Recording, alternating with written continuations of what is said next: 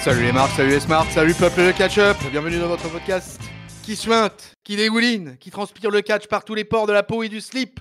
Chaque semaine, nous passons au crible des chroniqueurs de la team catch-up, tous les shows de la WWE. Aujourd'hui, on se retrouve pour commenter, pour reviewer le Monday Night Raw du 6 septembre 2021, le 1476e du nom. Ça se passe à Miami, c'est la tourmente à Miami, Floride, USA. Au commentaire, la triplette habituelle, Byron Saxton, Corey Graves et Jimmy Smith. Vous m'avez peut-être identifié, je suis votre dinosaure masqué. Que dis-je, je suis votre Luchasaurus des podcasts, je suis votre tonton Chris. Et pour m'accompagner, une tag team que vous connaissez bien, une tag team gériatrique, une tag team qui vous fait du bien. J'accueille l'insubmersible, l'inamovible, Papy. Salut Papy. Bonjour mes enfants, bonjour tonton, t'as oublié l'insupportable. Ah oh non, je dis jamais l'insupportable, je dis l'inarrêtable parfois. Allez, je dis le redoutable, mais l'insupportable, je n'aurais jamais été jusque-là, mon bon Papy. L'incontinent peut-être. L'incontinent, l'incontinental. Ouh là là, magique les reviews catch-up. Alors peuple de catch-up, on se retrouve donc pour un Monday Night Raw historique, comme chaque lundi, surtout quand il est commenté sur catch-up. Et on a un programme très, très, très chargé, mon papy. J'espère que tu avais pris tes noix de cajou et, et ton déambulateur auprès du canapé, parce que là, ça va être chaud ce soir. 3 heures de folie, 3 heures de vaisseau amiral. Et bah écoutez, ça avait été déjà annoncé pas mal la semaine dernière. Et bah on attaque directement.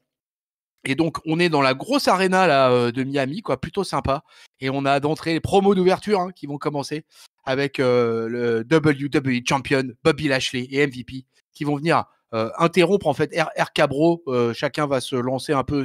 Ça s'aime pas, papy. Vraiment, on sent que ça s'aime pas entre ceux-là. Personne ne s'aime de toute façon.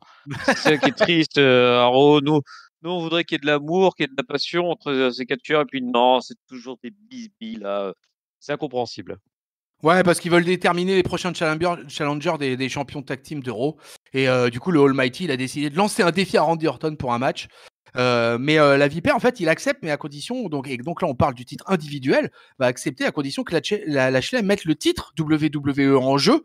Donc, double enjeu, finalement, sur ce qui va suivre. Et le Almighty et MVP vont nous dire que le match aura lieu à Extreme Rules. Donc là, déjà, on est en train de nous booker un Orton versus Lashley à Extreme Rules.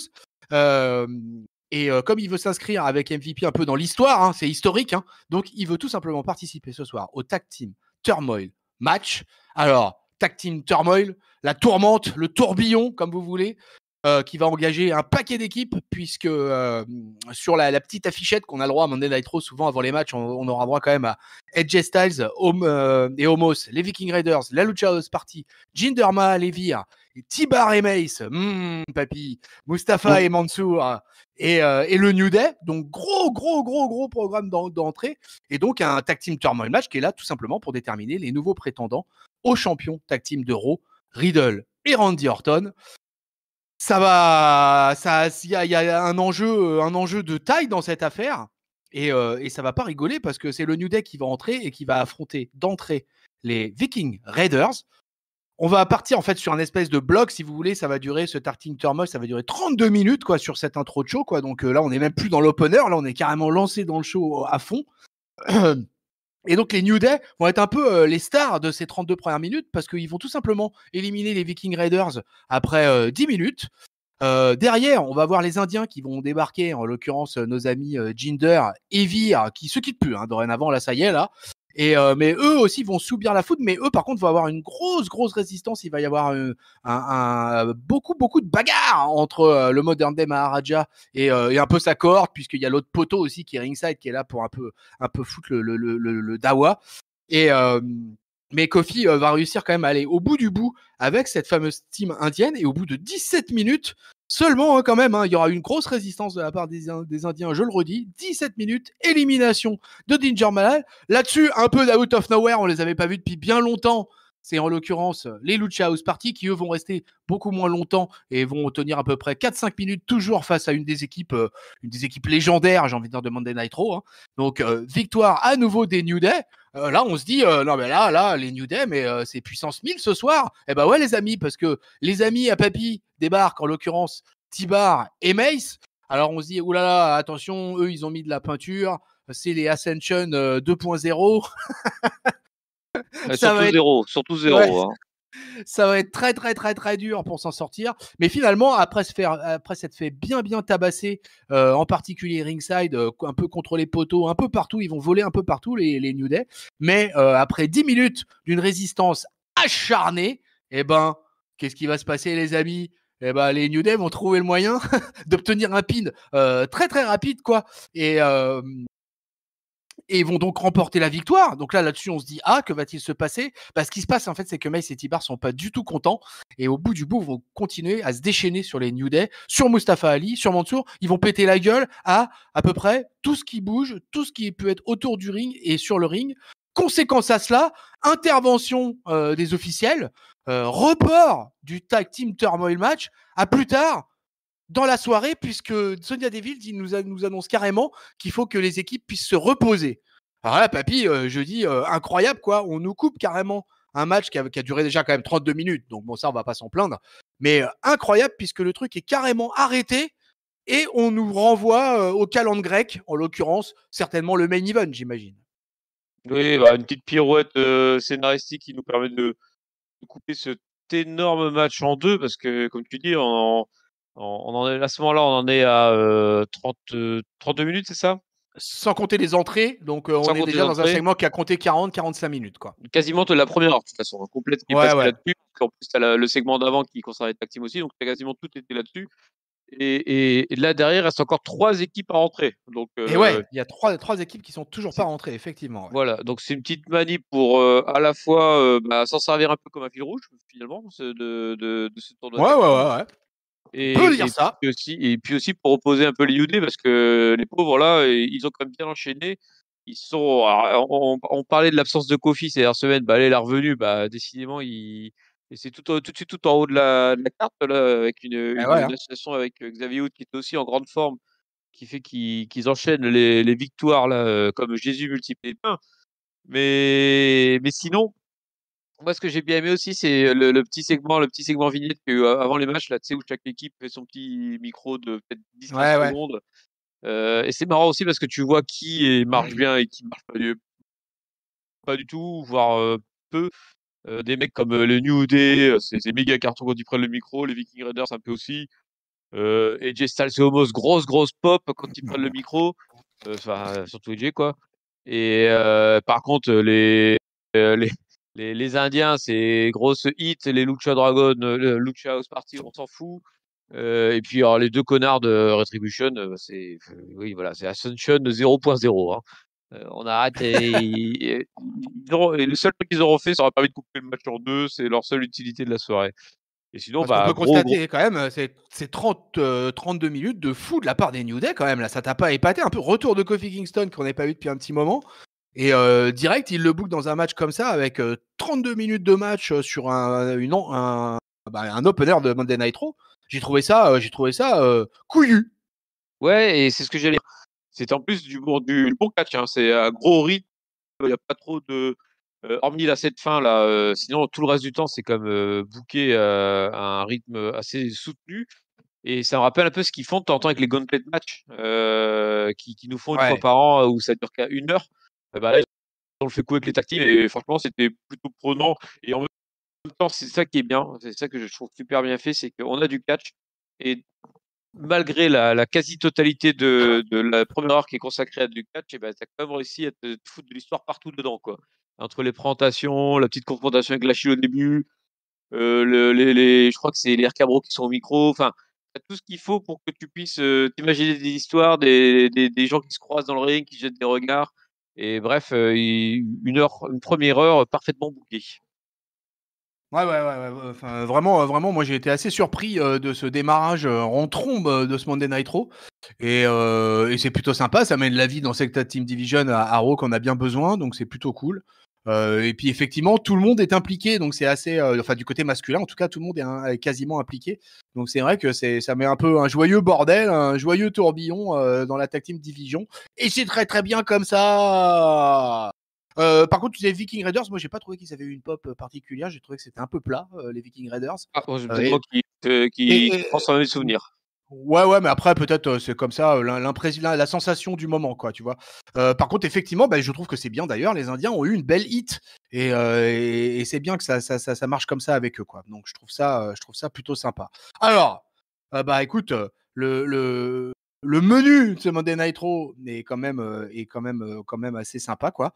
Et on va attaquer direct avec un nouveau match, un number one contendership match, un vrai, celui-ci, où il n'y a pas de champion qui est dedans, hein, là, avec des vrais contenders, avec des vrais morceaux de challenger. Et en l'occurrence, on a un gros match qu'on a déjà eu il y a quelques semaines, quelques mois, un Sheamus versus Drew McIntyre. Alors là, mes amis, du lourd, de chez lourd, comme ils savent. Là, on a du super heavyweight dans la balance, ça déconne pas. Alors en plus, il y a un tel contentieux entre l'Irlandais et l'Écossais depuis tellement de temps, depuis le début de l'année 2021 là, que évidemment ça va s'y mettre joyeusement. Tout ça avec le Damian Priest qui sera derrière un écran en coulisses en train de surveiller un peu ce qui se passe, quoi. Et donc bah j'ai presque envie de dire chose promise chose due, belle bagarre du début à la fin et vraiment, bah, quand ces deux-là, ils s'envoient à fond et on sent bien qu'ils se connaissent tellement bien d'ailleurs qu'ils s'envoient à fond, qu'il n'y a aucune retenue et ça y va sérieux. Alors, on pouvait un peu douter, Drew McIntyre, number one contendership, c'est un face, Damian Priest, c'est un babyface. Moi, j'avoue que, en fait, au démarrage de la cloche, j'étais plutôt dans un état d'esprit pourvu qu'il y ait un double count out ou un match nul ou quelque chose comme ça et qu'on nous book un triple threat pour Extreme Rules. C'est pas ce qui va se passer puisqu'après 15 minutes de combat, quoi. Donc voilà, là on est dans les critères, on est dans les standards de Sheamus et de McIntyre et ça va s'envoyer grave malgré un finish peut-être un petit peu bâclé entre guillemets, on va dire, quoi, parce qu'on a le droit quand même on a le droit à notre roll-up, hein. J'ai pas rêvé, hein, c'est dans ce match-là, hein. Ouais, c'est celui-là où on a le droit de roll-up de Sheamus. Mais il fallait garder un peu Drew McIntyre, pas trop faible justement, peut-être toujours dans cette perspective de triple frite. Et du coup, Sheamus gagne le match, il aura le droit de rejoindre Damian Priest à Extreme Rules pour le titre américain. Après la cloche, on pourra quand même signaler que McIntyre était quand même vraiment pas content du tout et va mettre Sheamus à terre avec son propre masque, puisqu'au cours du combat, il aura arraché le masque de l'Irlandais. Et donc, on sent bien que ça se finit. C'est pas fini cette affaire, hein, papy. Je sais pas ce que t'en penses, mais pour moi, c'est pas fini cette affaire. C'est pas fini, c'est un petit rebond dans leur rivalité éternelle, j'ai envie de dire. Les deux gars, en fait, ça me rappelle, c'est marrant, en t'écoutant, ça m'a rappelé un peu je me suis souvenu du sentiment que j'ai eu en se regardant le match. Ça rappelait un peu le Rollins Cesaro qu'on a eu à SmackDown, où on a deux gars qui se connaissent un peu par cœur parce qu'ils ont eu des gros matchs et puis qui du coup nous refont un nouveau match qui est une variation des anciens. Donc avec des contres et je te pique ta prise et tu me piques ma prise, etc. Et au final, ouais, ça se finit par un roll-up. Moi, ça me dérange absolument pas parce que d'une part, bah, ça peut arriver de temps en temps, roll-up, hein, c'est juste quand c'est systématique que c'est chiant. Et d'autre part, effectivement, Drew, il a quand même perdu clean la semaine dernière. Si tu le refais perdre clean cette semaine contre Sheamus, moi, il n'y a pas péril en la demeure, hein. Ce mec-là, il est tellement balèze qu'il se refera toujours la cerise. Mais bon, ça aura quand même été une petite tâche un peu dans son parcours de ce mois-ci. Et donc, du coup, bah, ouais, on se retrouve du coup avec un classique Heel versus Face à Extreme Rules. Ça devrait donner quand même du gros spectacle. J'en suis convaincu.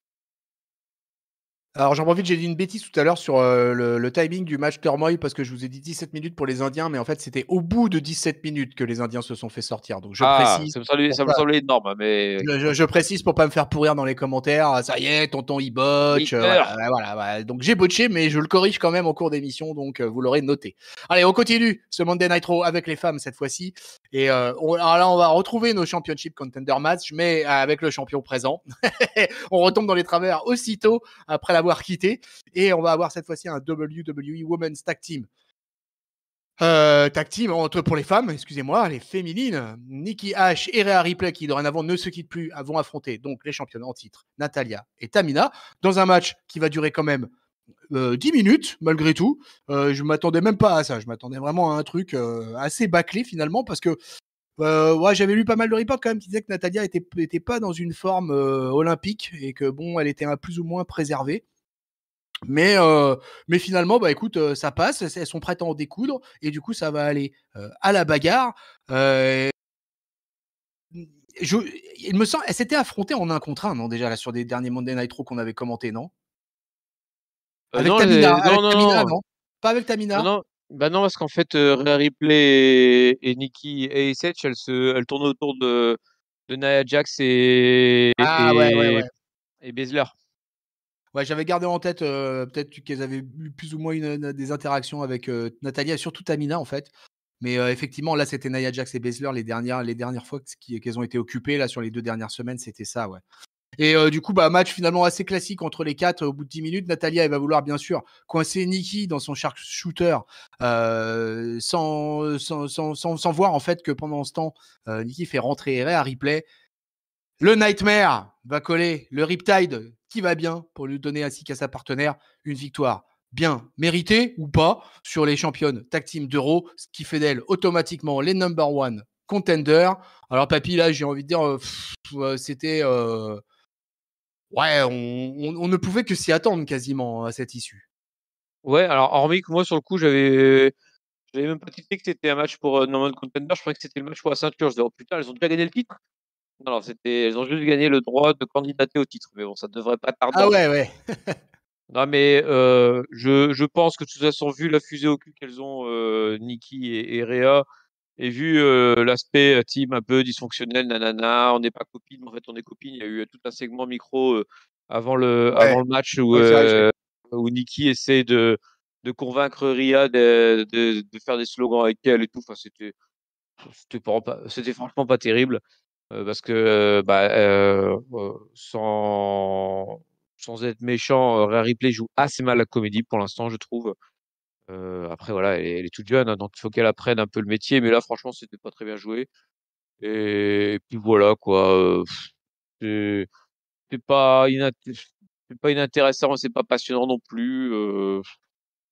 J'espère qu'ils feront un peu d'originalité, qu'ils vont pas juste se contenter de la grande balèze qui fait la gueule et la petite nerveuse qui est tout le temps en train de bondir partout, parce que sinon ce sera sans intérêt démesuré. c'est malheureusement une recette qu'ils utilisent très fréquemment et donc voilà, bah, les femmes n'y échappent pas.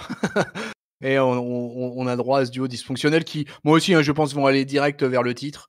Peut-être des Extreme Rules, peut-être pourquoi pas. Mais je le sens bien comme ça sent la fin de règne pour Natalia et Tamina quand même. Même Ouais, et si puis elles ont le ça titre leur quand même apporte depuis. rien là, hein. Elles l'ont depuis quand? Depuis WrestleMania, elles l'ont? Non, elle l'a perdu à Ah WrestleMania. non, elle a perdu à WrestleMania, ouais. Ouais, ouais. Et Donc, ils l'ont pris au pay-per-view d'après, je crois. elles l'ont Non, pris au pay-per. en weekly? Enfin, je sais plus. Je saurais plus dire. Je saurais plus dire. En tout cas, Fact, ils l'ont pas eu à WrestleMania parce que justement, c'était dit, c'est dommage qu'ils aient pas capitalisé sur WrestleMania où Tamina avait une pop de folie, quoi. ouais. Bah, fact-checking, peuple de catch-up, vous voyez, on s'y perd dans la tag team division Oh, féminine. vieux, Allez, un qui est venu nous faire coucou et qui vient nous faire coucou tous les lundis en ce moment, en mode gladiateur, notre ami Karrion Cross, qui va avoir le Moist TV le plus cheap de l'histoire, hein, puisqu'ils vont être en coulisses dans un décor WWE pour ça. Karrion Cross, il va promettre tous les maux de l'enfer à notre ami John Morrison. Du coup, ils vont se retrouver sur le ring et ça va être alors archi expéditif puisque ça va durer 2 minutes. Karrion Cross multiplie donc son score au niveau des squash matchs et au niveau des victoires au passage. Et, euh, et voilà, est-ce que ça nous a apporté quelque chose de plus sur le personnage Cross, mon papy? Bah non. Non, là, franchement, j'ai trouvé ça franchement raté. Raté pour les deux en plus. Alors, Morrison a un poil résisté à la soumission de Gilbert Bécaud, comme tu l'appelles si bien. Mais pour final, perdre quand même. Le Moisty est vraiment affreux parce qu'il est en coulisses, comme tu l'as dit. En plus, il y avait la musique de fond de John Morrison, ce qui faisait que tu comprenais même pas ce qu'il racontait. Et puis, je trouve qu'il est très très mauvais animateur, Morrison. Alors c'est marrant parce qu'il est très bon en comédie, en tant qu'acteur de comédie. Par contre, pour animer, pour tenir un segment, je l'avais déjà vu la semaine d'avant avec l'autre con là, comment il s'appelle? L'autre con de tête à claque, le blondinet, le youtubeur. Logan Paul. Logan Paul, merci. il avait pas du tout su gérer Logan Paul et c'était le Miz qui avait un peu rattrapé le coup justement. Et là, rebelote, il a pas du tout le timing pour poser les questions. Il sait pas laisser les séances quand il faut. Il parle super vite quand et du coup, voilà. Donc Morrison a raté son Moss TV. En face, on avait Kieran Cross qui était censé être non, il s'appelle toujours Kieran Cross lui, qui faisait style le mec vachement méchant, vachement inquiétant. Mais comme il n'y avait pas de rythme, bah du coup ça donnait rien en fait. Il faisait des trucs genre je vais te tuer, je vais te défoncer, attention, je suis le gladiateur. Mais non non, enfin ça faisait pas peur du tout. Au final, tu finis par comprendre qu'en fait c'est un segment enregistré parce que à peine ils sont défiés que dans la seconde d'après ils rentrent dans le ring. Donc ah oui d'accord, c'était un truc enregistré en fait. C'est pour ça que c'était pas sur le ring. Et puis bah, pour un match expédié. Donc en fait je comprends pas pourquoi ils mettent autant de trucs autour des squash match de Karrion Cross. Autant qu'ils squashent les mecs directement, pas besoin de faire tout team autour, là, ça sert vraiment à rien. Et là, franchement, je trouve que le segment a desservi les deux. C'était vraiment sans intérêt, oubliable à la seconde. Et ça, c'est terrible pour des catcheurs comme ça. Donc, un segment, un Raw qui ne restera pas dans les mémoires. Allez, est-ce qu'il va rester dans les mémoires? C'est ce qui va suivre parce que là, il y a de la friture sur la ligne entre Nia Jax et Charlotte Flair. Alors, elles sont déjà accrochées la semaine dernière, plus qu'accrochées, puisqu'elles se sont bien tabassées joyeusement la semaine dernière. Nia Jax a réussi le pin sur Charlotte Flair, la 12 fois championne. Et du coup, l'Irrésistible Force va s'en aller défier la reine pour tenter de la détrôner maintenant. Hein. Et avant le match, on voit Shayna Baszler qui va se tenir et poser la question, c'est comment se fait-il qu'il n'y ait pas d'opportunité de titre pour la championne d'Euro? Et est-ce que Naya sera-t-elle une future championne ou sera-t-elle plutôt la future victime d'un choc? Donc, Shayna Baszler, comme d'habitude, depuis des mois, nous tease plus ou moins un split avec Nia Jax. Alors, on ne sait pas ce que ça va donner, mais du coup, elle serait à fond. Là, c'est un title match. Charlotte Flair versus Nia Jax, un match qui va durer 9 minutes, à peu près dans les mêmes standards que la semaine dernière au niveau du timing et un peu au niveau de l'ambiance entre les deux femmes, qui est vraiment pas bonne. Je sais pas ce que t'en penses, Papy, mais je sais pas si vraiment elle joue super bien la comédie ou alors vraiment entre les deux, ça s'entend pas génial. Ce qui fait que d'ailleurs par certains moments, l'alchimie entre les cordes, elle est un peu moyenne, quoi. On sent que ça part surtout en baffe. Mais en même temps, chez les femmes, c'est assez inhabituel à la WWE quasiment. Donc finalement, ce qui se passe dans le ring entre Charlotte et Nia Jax, je trouve que c'est assez intéressant. Et on sent quand même Charlotte là, elle est un peu poussée dans ses retranchements. Depuis la semaine dernière, ça a recommencé ce lundi. Mais finalement, elle va trouver la solution, notre queen.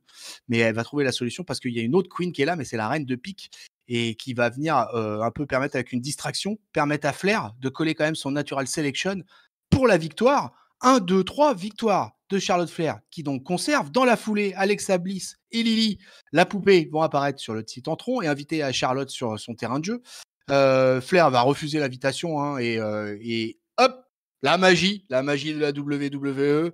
Hop, Alexa Bliss, comme par magie, se retrouve sur le ring aux côtés de Charlotte Flair et direct, elle se montre totalement intéressée hein, par le titre féminin d'Euro en le montrant du doigt. Et Charlotte va donc accepter le match pour le titre, mais explique que ça ne sera pas le terrain de jeu d'Alexa, mais bien le sien. Alors, papy, est-ce que tu t'agenouilles face aux paroles de la Queen? Je suis perplexe. Je suis vraiment perplexe face à ce qu'ils ont montré ce soir, les filles.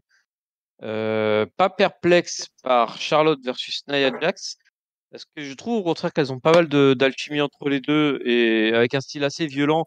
Et je suis enfin heureux que Nia retrouve un style violent un peu, bah, comme un peu ce qu'on demande aux big men chez les garçons. Il faut que ce soit bien qu'elle fasse la même chose chez les filles finalement. Un truc tout en violence, pas forcément super fluide en termes de prise, mais des gros coups, des grosses cordes à linge qui claquent. C'est un peu ça qu'on attend d'elle. Et moi, là, c'est ce qu'elle fait depuis 2 semaines. Je trouve ça super intéressant dans Ajax. Par contre, le match totalement parasité par Shayna Baszler, j'ai absolument pas compris. Alors, comme tu dis, ça fait des semaines, des mois qu'ils disent des distensions. Mais là, c'est pas une distension. C'est distension. C'est dès le début, Shayna Baszler fait tout pour faire perdre Nia Jax. Ouais, Parce voilà. qu'elle commence déjà en lui foutant, en l'appelant alors que le match démarre, et en lui faisant une espèce de guillotine sur les cornes, là, où je sais pas comment on pourrait dire ça. Enfin, et Nia Jax s'en sort quand même. Puis en fait, elle a pas arrêté d'emmerder Nia Jax pendant le match, et Charlotte d'en profiter. Le finish, effectivement, elle l'a distrait. Et Charlotte fait le natural selection depuis les cordes, donc ça protège encore plus Nia Jax, qui je trouve a été vachement protégée pour prendre le pin. Mais et du coup, moi, je trouve ça vachement dommage ce qu'ils ont fait, cette rupture entre les deux, qui était teasée depuis longtemps, mais qui d'un coup me semble extrême. Et d'autre part, a gâché un bon match finalement, parce qu'on a trop vu Shayna Baszler, et moi, elle m'a saoulé, Shayna Baszler, franchement là. C'était pas la bonne hit que j'avais vers elle, c'était plus du putain, t'es en train de nous gâcher le match. Et autre chose, le retour de Alexa Bliss, bah, c'est étonnant. Enfin, je comprends pas trop, parce qu'il y a 2 semaines, c'était clairement Alexa Bliss qui allait vers Charlotte Flair. La semaine dernière, tu nous reboostes Nia Jax, mais du feu de Dieu, parce qu'elle va quand même foutre elle va foutre KO quand même, et Nikki ASH, et Rhea Ripley et Charlotte dans la même soirée, les trois. Et cette semaine, bah, elle repère, et puis elle part en rivalité avec Baszler. Et puis du coup, hop, notre ami Alexa Bliss, qui n'était pas là la semaine dernière, bah, elle réapparaît comme par magie. Tu me diras, c'est un peu sa gimmick. Et ouais, j'ai pas trop compris. J'ai l'impression qu'ils ont fait une espèce de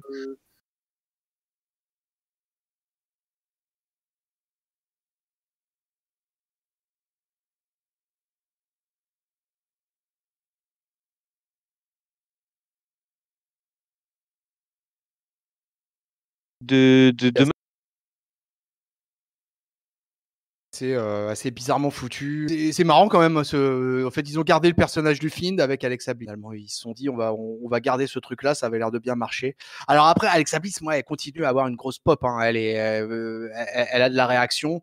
Elle est beaucoup aimée par le public et tout ça. Donc, de toute manière, ça me paraît pas fou, mais c'est le segment lui-même, tout ça. Ouais, c'est pas terrible. Je sais pas, moi, ça me transporte Ouais, pas et ce moi, genre de c'est truc. pas, c'est pas Sur chez... excuse-moi de te couper, mais c'est pas le choix d'Alexa Bliss comme number one contender qui me perturbe.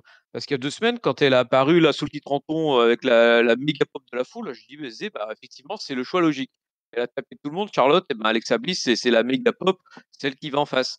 Mais elle fait ça, Ouais, hop, ouais. méga pop, la semaine d'après, elle disparaît totalement. T'as Nia Jax qui redevient number one contender, devenu nulle part. Et la semaine d'après, hop, on efface tout, et on remet Alexa Bliss, et on revient dans Nia Jax. C'est ça qui m'a perturbé. Mais sinon, effectivement, je suis d'accord avec toi.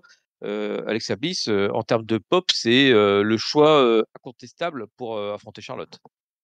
Ouais, Arrow, je pense que c'est clairement la catcheuse la plus populaire, quoi. Donc, en termes vraiment de popularité, là, vraiment, c'est elle qui Qui pète pète. les applaudimètres. Et puis voilà. Et puis Shayna Baszler, alors moi, Shayna Baszler, je t'avoue, moi, je suis content qu'il y ait enfin ce split avec Nia Jax, etc., que cette affaire, ça se règle définitivement. Moi, j'ai envie de voir s'ils sont capables à la WWE de nous sortir quelque chose de Shayna Baszler à nouveau. Et donc, du coup, bah, ça se fait de cette manière-là. C'est pas forcément le plus clean des manières.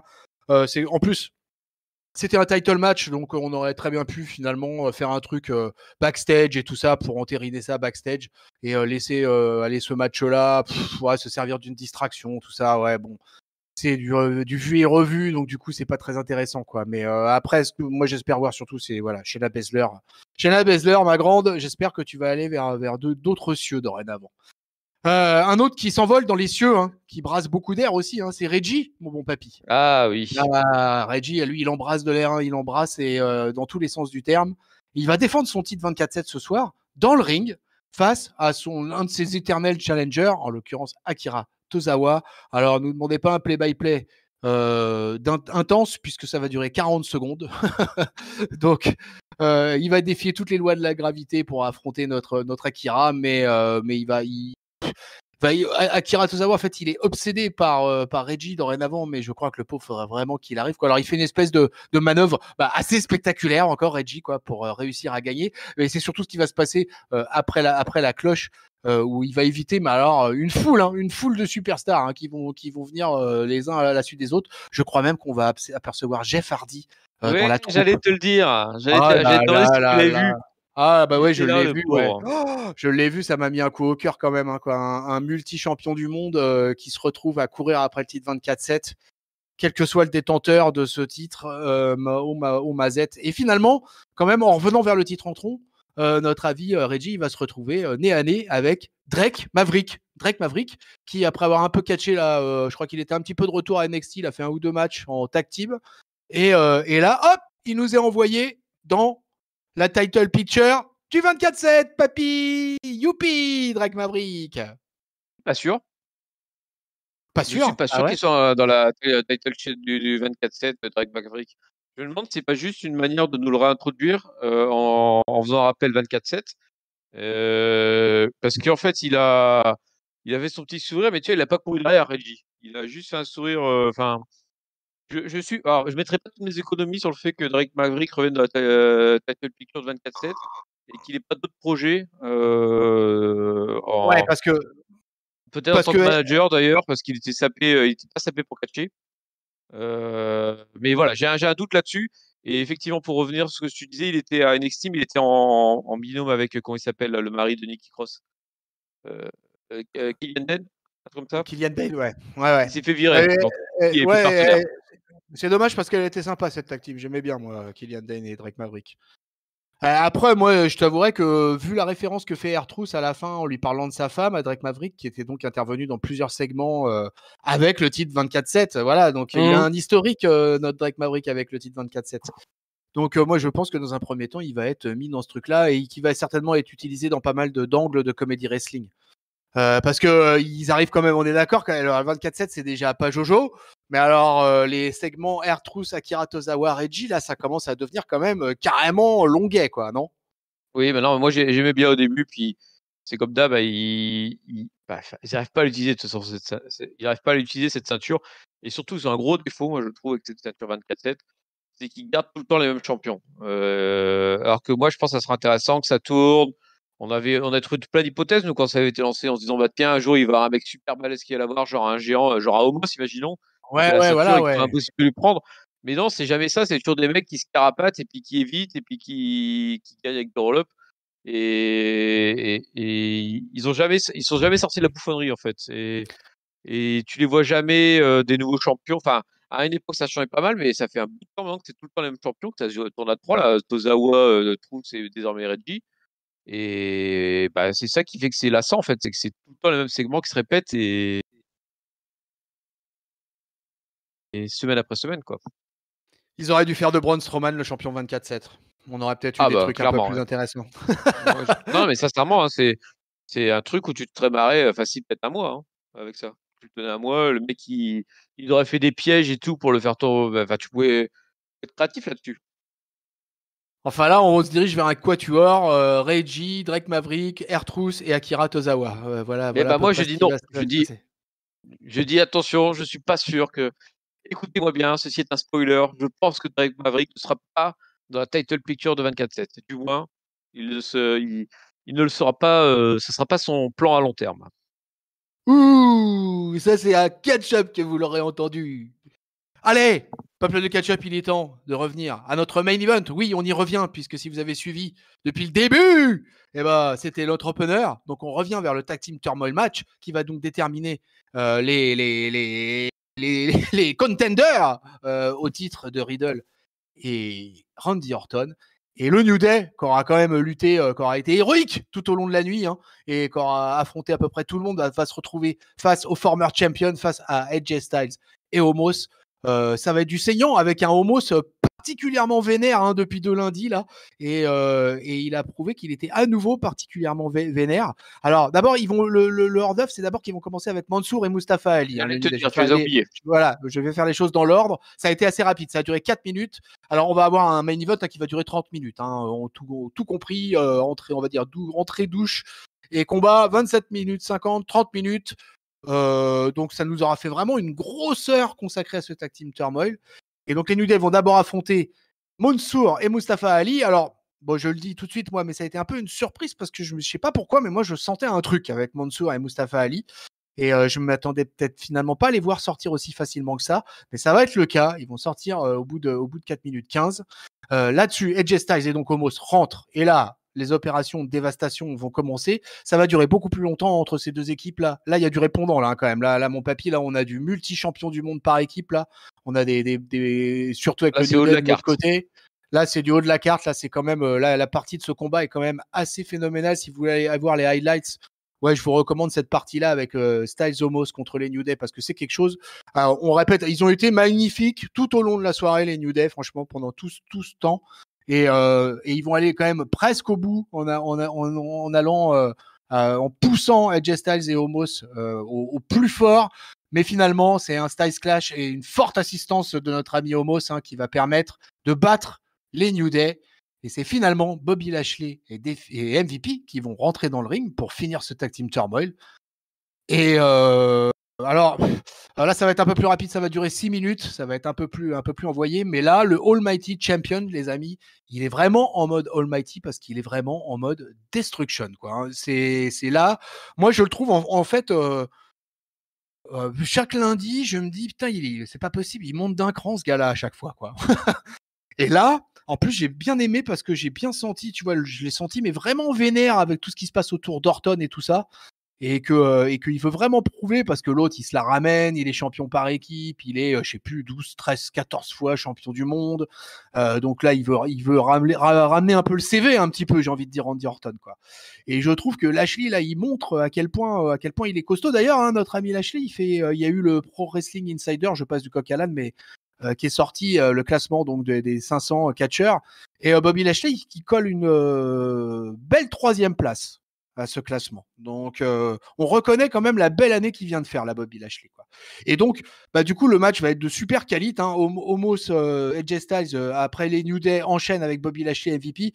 Bon, MVP, lui, on va pas se mentir, c'est toujours assez lent, c'est toujours, voilà, il profite de la puissance de son champion pour pouvoir un peu s'esquiver tranquille, on va dire, être assez discret dans le ring. Tout se centre vraiment avec AJ Styles, qui va tenter un phénoménal forearm au final, qui va être esquivé et Lashley va coller à un gros spear. Coucou Goldberg pour la victoire. Juste après l'affrontement, Omos va coincer quand même le Almighty avec un gros choke slam, là, comment ils l'appellent les commentateurs américains, le train slam, je crois. Et le tree slam, voilà, le tree slam. Et alors que Lashley, il se relève, et qui débarque? Randy Orton, out of nowhere, et qui nous chope le champion pour la 2e fois, il me semble, en 2 semaines, avec un RKO des familles, avec un Bobby Lashley, mais raide comme la justice, et qui s'encaisse ça, mais alors bien comme il faut. Le champion à terre, Randy Orton célèbre. Randy Orton, mon papy, est champion du monde par équipe, et il est dorénavant le #1 contender pour le titre individuel, pour le WWE Champion. Moi, je dis, wouh, ça finit en fanfare, ce Monday Night Raw. Ça finit en fanfare et je pense qu'ils ont trouvé la bonne recette pour le titre suprême de Raw. Ça faisait des semaines où moi personnellement je trouvais qu'il y avait un souci à Raw, c'est qu'ils n'arrivaient pas à mettre en valeur le champion. Et que en fait ce qui était le truc le plus chaud du moment, c'était la tag team division parce qu'il y avait un Orton et Riddle qui était vraiment en feu avec une pop de malade. Alors aussi un peu notre ami Damien Priest, mais bon, là, c'était surtout les tag teams qui étaient en feu. Et l'idée de remettre du coup Lashley dans la division tag team en se disant tiens, on va bénéficier de ce qui marche le mieux en ce moment pour remettre la lumière sur le titre suprême. Et moi je trouve que c'est une super idée. Le public était complètement fou en fin de main event. Alors il y a eu le premier passage entre New Day, Ali et Mansour, c'était plutôt calme parce que Ali et Mansour c'est pas une grosse équipe. D'ailleurs ils ont encore un peu joué sur la dissension entre les deux pour justifier la victoire du New Day.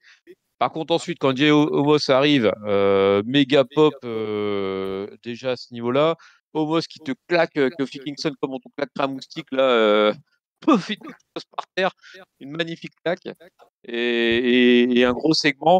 Et derrière, on pensait que Homos et Jay Styles c'était le top de la pop, mais en fait, derrière, tu as MVP et Lashley qui arrivent dans le ring. Et alors là, c'est le toit qui explose. Alors, je me demande si MVP n'est pas le local de l'étape. C'est peut-être ça. Il n'est pas de Miami, MVP par hasard?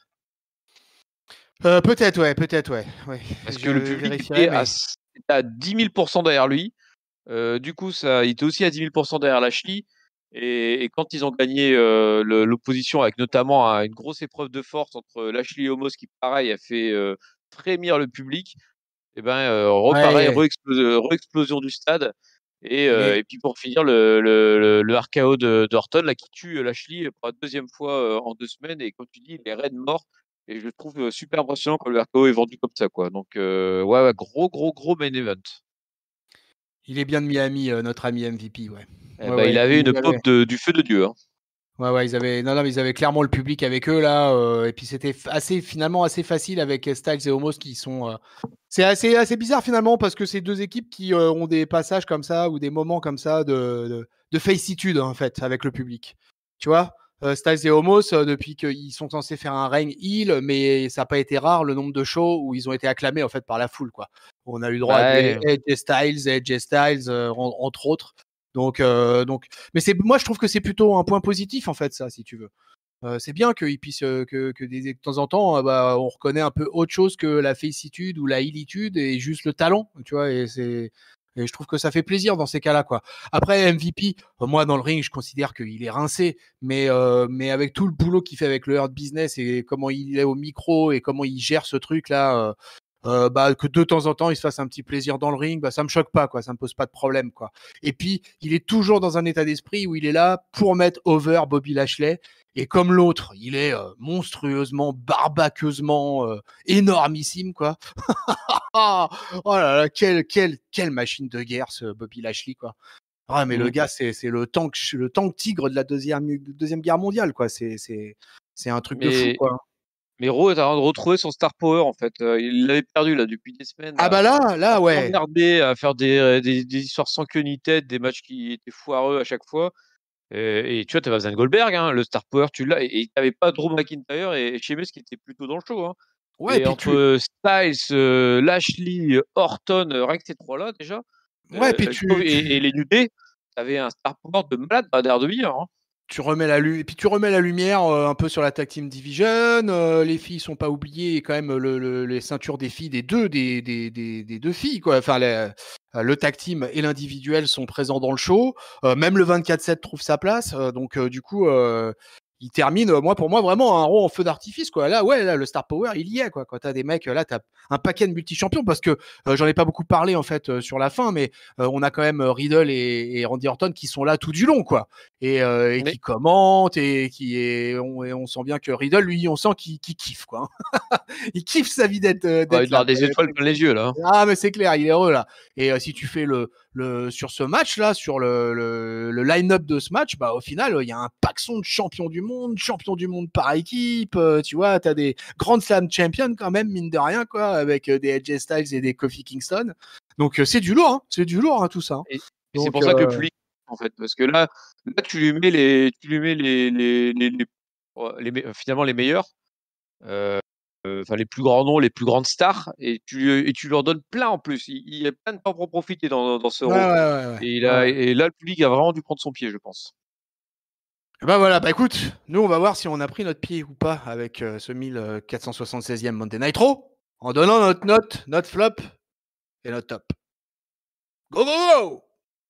On y va, on y va! Alors, bah, c'était un sacré Raw, hein. Ça, je vais le dire tout de suite avant d'attaquer mon mot de la fin. Ça fait plaisir là, là je sens qu'ils tiennent quelque chose.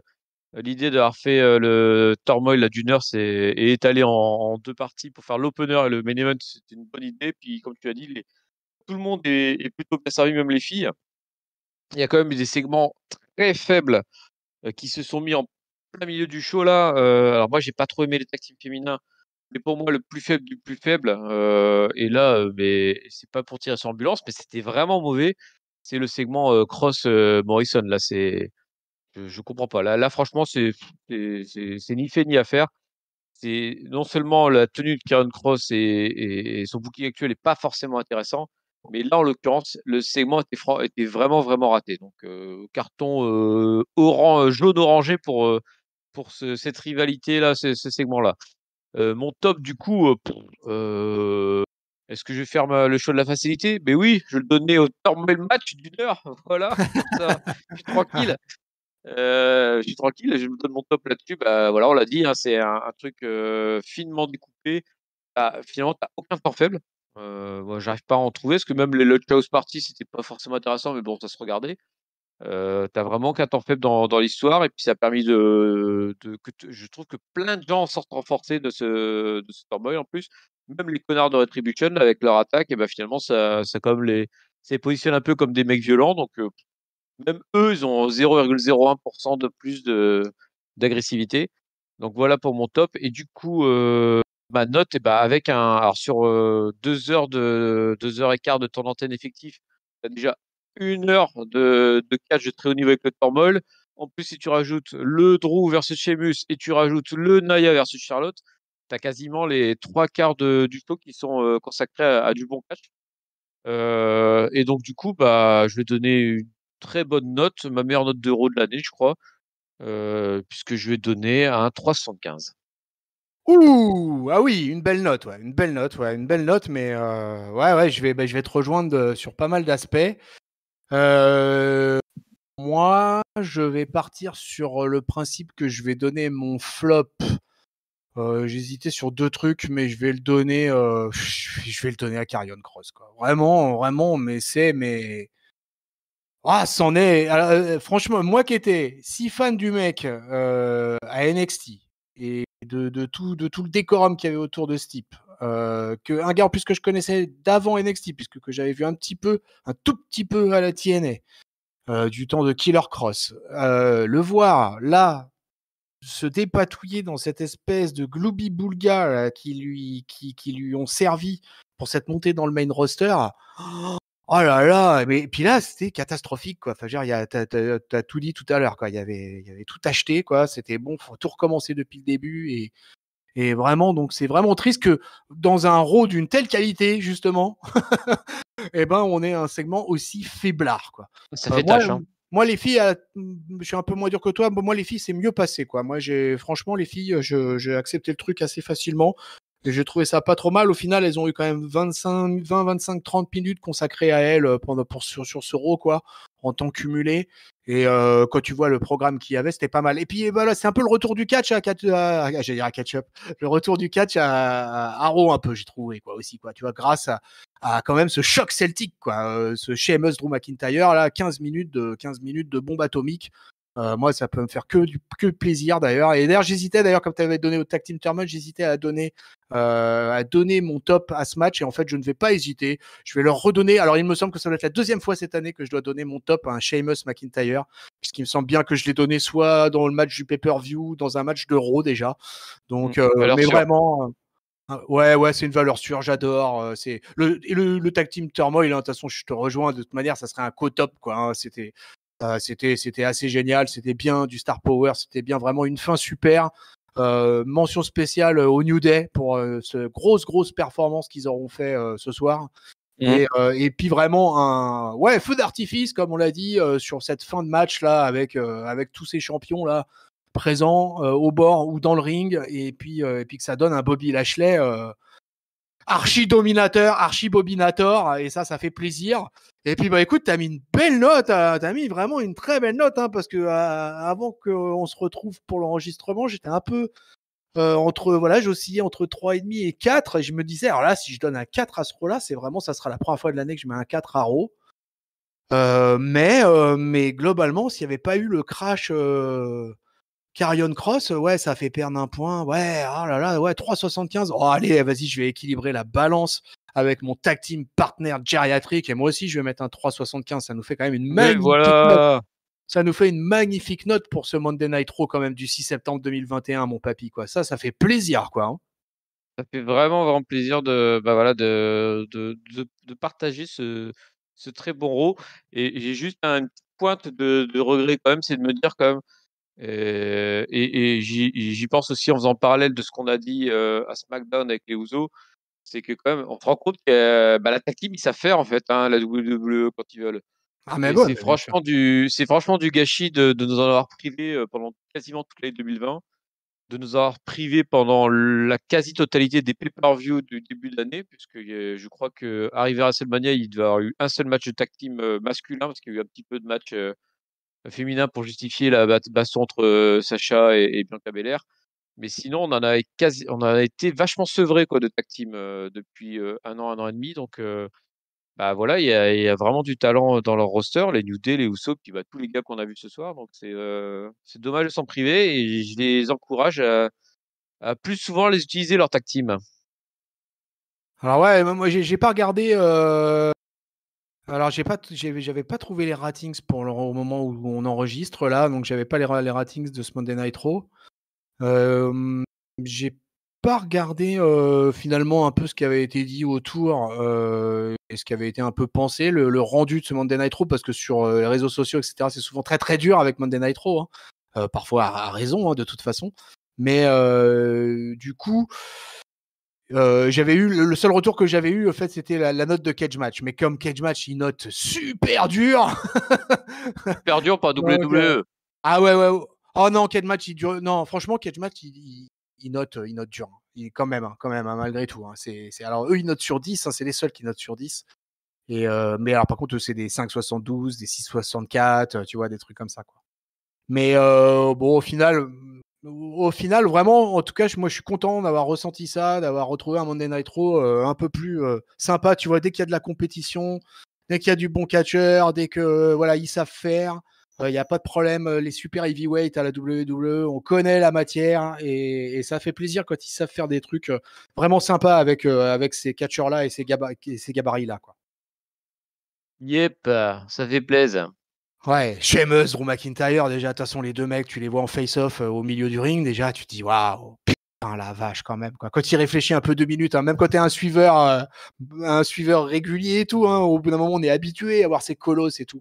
Mais quand même, quand tu analyses un peu le truc, tu te dis, waouh, la vache, quoi. Puis en plus, c'est un Irlandais, un Écossais, quoi. C'est du tournoi destination qui est devant nous, là, tu vois. C'est beau, c'est quelque chose, quoi. Il faudrait Non, mais une European Championship qui fasse son retour. ah bah et pourquoi pas un jour de faire venir ça. Mais de toute façon, tu regardes depuis le début d'année, en termes de performance individuelle catchesque, je pense que la plupart des meilleurs talents individuels, c'est côté Raw en fait finalement. Le souci c'est souvent leur show hebdo est vachement mal booké, il est incompréhensible et foireux à souhait. Mais en termes de match individuel, que ce soit Drew, que ce soit Sheamus, que ce soit Lashley, et enfin il te sort que des gros matchs depuis 6 mois, voire même plus, hein. Donc c'est vraiment dommage qu'ils t'enrobent ça d'un gros tas de merde, quoi, de temps en temps. Ouais, C'est ouais, c'est ouais, voilà, niveau ouais. Et filles, puis, quoi. Et puis c'est Charlotte aussi, compliqué. niveau filles. Ils ont Charlotte, enfin, ils ont vraiment du gros talent individuel, hein.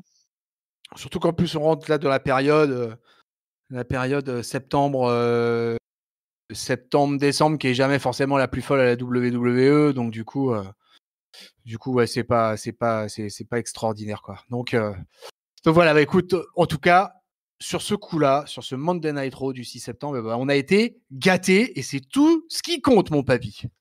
Nous étions ravis. Voilà. Alors, pour savoir si dans les autres reviews, on est ravis aussi, vous pouvez nous trouver à différents endroits. Peuple de Catch-up. On a en ligne, si vous n'avez pas encore l'occasion de suivre, la review consacrée à SmackDown du 3 septembre 2021. Il y aura pas mal d'actualités au cours de ce mois de septembre, hein. Je pense qu'on va avoir une petite review de All Out de la All Elite Wrestling qui tombera un moment ou un autre. On a Extreme Rules en prévision. Bref, il y a de l'action, il y a de l'action. Et pour retrouver cette action, et ben, tout simplement, soit vous êtes sur YouTube, vous vous abonnez, vous commentez, soit vous êtes sur une plateforme de podcast, PodCloud, Apple Podcast, Google Podcast, Podcast Addict. Ah, c'est un nouveau ça. Tiens, le patron, il m'avait pas prévenu. On a un nouveau. On a un Ah! nouveau, peuple de catch-up. Alors, je répète tout Welcome le depuis le nouveau! début. Aosha, PodCloud, Apple Podcast, Google Podcast, Spotify et Podcast Addict. Ouh là là, comme on est sérieux ici. Ça rigole pas, hein. On Ah envahit. ouais, non. Ouais, c'est clair, ouais. Et puis, vous pouvez rejoindre la communauté Catch-up pour échanger avec vos chroniqueurs en direct live sur le Discord. Tous les liens sont dans la description. Je vais remercier et clôturer ce Monday Night Raw du 6 septembre 2021 en faisant des gros bisous à mon papy. Merci, papy. Et merci à toi, tonton, pour m'avoir invité. Ça faisait longtemps que je n'étais pas venu pour un Raw et c'est un bon Raw, donc je suis très heureux que tu m'as invité. C'est formidable. Moi aussi, je suis en joie toujours de terminer une émission par une belle note, avec un bel esprit, dans une belle ambiance. Ça, c'est que du bonheur. Alors là-dessus, on vous souhaite une bonne semaine pleine de catch. On vous fait les bisous. On vous fait quand même des cordes à linge plein la face parce que Et puis bah, je dis salut papy. Salut tonton et salut à tous. Et salut peuple le catcheur.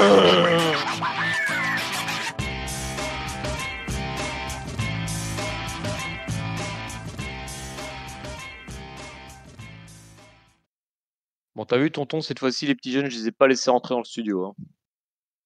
Ah ouais, là c'était verrouillé, verrouillé. Dehors, les petits merdeux.